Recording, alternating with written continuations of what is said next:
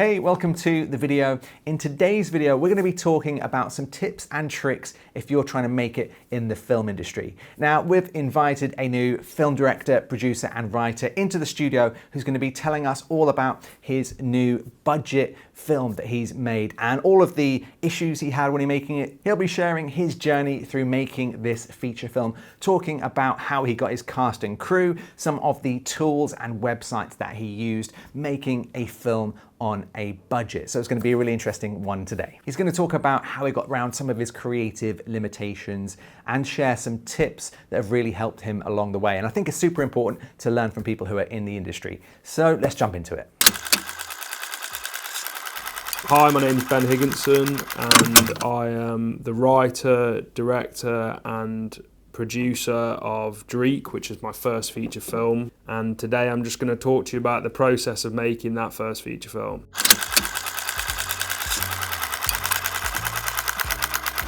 When the first draft was done and I'd sent it to Zach and we talked about the film, we were debating to ourselves whether we wanted to do a feature on a low budget or if we were going to try and get some funding for a short, so whether that would have been Creative England or BFI, which we did apply for. We didn't get accepted for that. So after that, we didn't get accepted. We were just like, right, well, we've got a script here that we believe is low budget, that we could do on a low budget with the crew that we'd already worked with, a lot of the crew we'd already worked with before, and a lot of the cast we'd already worked with before, and we just decided we were going to go for it. So from there, that's when we did our crowdfund.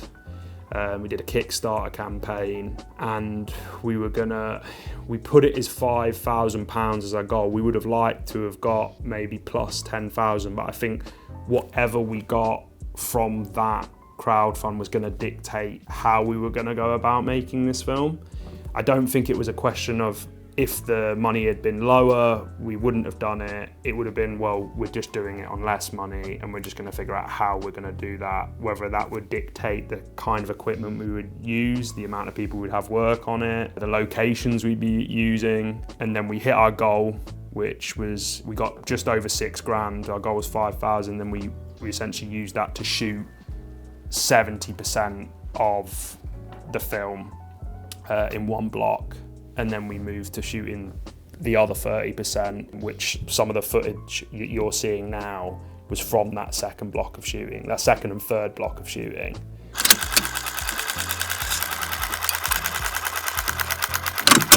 Well, when we realised what we were making it on, the amount of money we were working with, we kind of revisited the script and we went through it and we figured out what was going to be our most expensive aspects of the film in terms of the actual script itself, whether that be locations or set pieces or anything that we needed, props, makeup, those things. And we tried to minimalise a lot of that stuff in the script process without it having a detriment to what that story is. So that was trying to keep a lot of the locations in alleyways or in the streets or in housing that we had, so friends' apartments or locations that we previously used in other films that we know we could use in this film.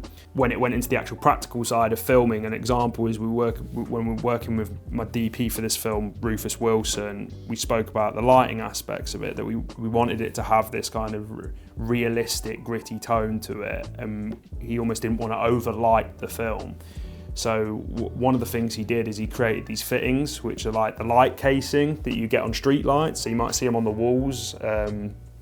He created loads of them, and then he got a load of aperture tube lights and put them inside. So you might have a small casing, a big casing. We could essentially put these on walls because you could stick their double-sided sticky tape on the back of it. So we could put these wherever we wanted and use it as practical lighting, which would hopefully then minimise the amount of actual lighting setup he'd do around it, which was a lot of a quicker process to do when we were shooting.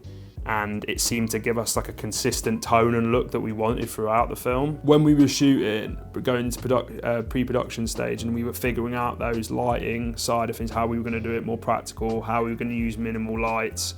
The other thing we decided to shoot it all handheld, and that just gave us a freedom because we also wanted it to have this kind of like documentary social realism feel to the visuals. And again, just being able to work the frame out with our handheld, like move constantly with it, rather than having to set up a tripod in one position, try it, if it doesn't work, set it up in someone else, or a slider, or a dolly, or even setting up a gimbal. Having the handheld gave us the freedom to constantly look at new frames. We did storyboard a lot of this, and we did create a shot list, but most of the time, because we had that freedom, we could find shots on the day as well. That saved us loads of money. That saved us a lot of time where we would have spent setting up, which again, going back to what I was saying before, gave us more time to focus on the frames, gave us more time to focus on the performances of our actors,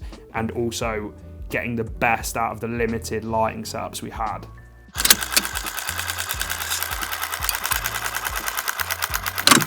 Shooting on the streets is interesting. Obviously you get a lot of interaction and stuff like that, and from a permit sense, I think that there is a maximum amount of people you can have before you need a permit. So that's one of the reasons that we decided to shoot it with a smaller crew, because it would save money on the permits, and shooting in areas that were more quiet and more remote, so we wouldn't really be bothered by people. And we, you know, in previous films we were young, like we just decided to go into places that you probably need a permit to shoot on. We just shoot in them. If someone came up to us and said, oh, you can't shoot here, we just find somewhere else.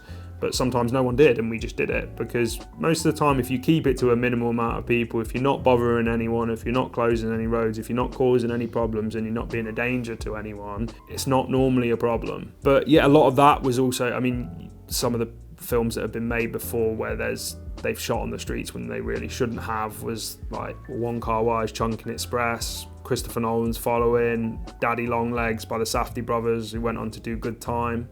So yeah, you've just got to take that jump, and I think as long as you're not putting anyone in harm, as long as you're not causing any problems, you should be fine. I think at most, when we were shooting this film, the maximum people we had on set was about 10 crew members, and then probably 5 cast members. Because we had that smaller crew, which meant that it was easier to manage the production, and shooting with minimal lights. Like I think in total, the max amount of lights we used in a scene was probably 6 or 7. It meant that often our setup times weren't that long, which meant we had more time to focus on both the performance and the actual coverage that we wanted to get, which was a benefit from it, because maybe we were sacrificing certain things that Rufus the DP could do with his lighting, but it meant that we could also put a bit more time into the types of shots we wanted to get, and the framing we used to tell the story.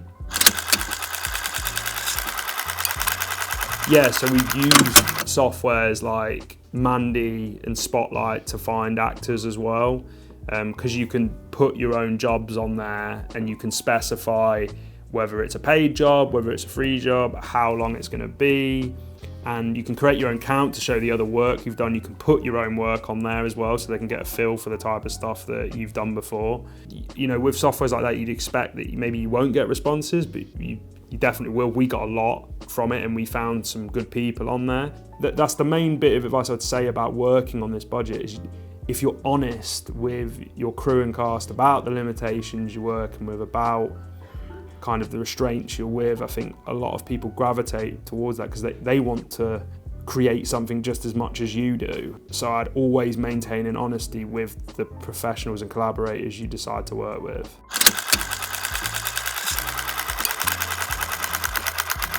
Once the film's finalised, our plan's to go to film festivals and just see how we get on at those film festivals, see if we can gain any sort of attraction for it. Because the perfect scenario is obviously everyone, I think most filmmakers would absolutely love to have their film in a cinema. Feature films are a very different thing to shorts in that sense, because we're looking for distribution. That's our ultimate goal essentially, and whether that distribution is we get a cinema release after our festivals, or we get a streaming platform that we can put Dreek on, or we promote it online and we do that ourselves. It's like kind of we're open to whatever that festival journey brings us. And I think that you've got to maybe do more research. That's one thing I learned, is don't just submit to everything because you you think you should, that's the right thing to do.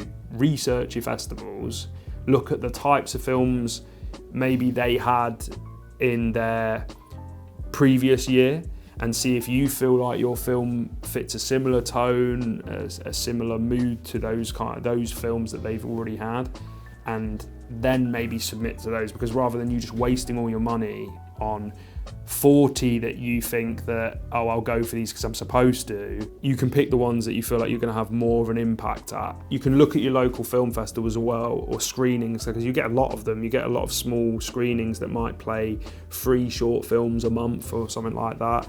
Obviously Manchester was our local one, so we went straight to that because we wanted it to be in the city that we made it, and we probably will do that with this Dreek, seeing as it's the city we made Dreek in as well. But yeah, you've got to be open to the idea of going to both pushing for big festivals, but the smaller ones are equally as important as well, because you can meet a lot of interesting people at those festivals.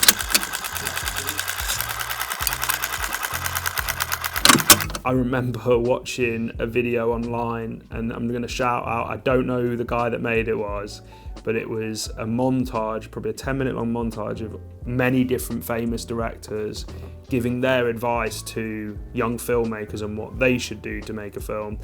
And the first clip was Ridley Scott looking directly at the camera. I think it was an interview he did with Film 4, and he just turned around and says, just do it. Do it. And I think that's, as cliche as it is, it's as simple as that. You just need to get a camera, find a bunch of friends who are keen to be involved, or find some people online that would be keen to make some stuff with you, and just shoot. You don't need, I mean, I'm sure from the videos you've seen from Editor's Keys as well, you can shoot stuff on your own. You can shoot stuff by yourself, of yourself. There is ways of doing that now. You just have to start making, and you have to keep on making, because you're naturally going to progress no matter what through your experience of doing it, and constantly push yourself to push the limits of what you're trying to do. So I think that is the simplest bit of advice that I heard at a young age that has got me to making a feature film, is just get a camera and start shooting. Write, if you're not a writer, find a writer, and just keep on making films, keep on making videos, keep on expanding your knowledge, keep on expanding your experience. So I hope you enjoyed this video. If you did, let us know in the comment section below. And if you'd like to see more videos like this, where we involve people who are in the film and television industry, from very beginner to very pro, from budget to people who've got humongous budgets, let us know in the comment section below. Thanks for watching, and I'll see you in the next video.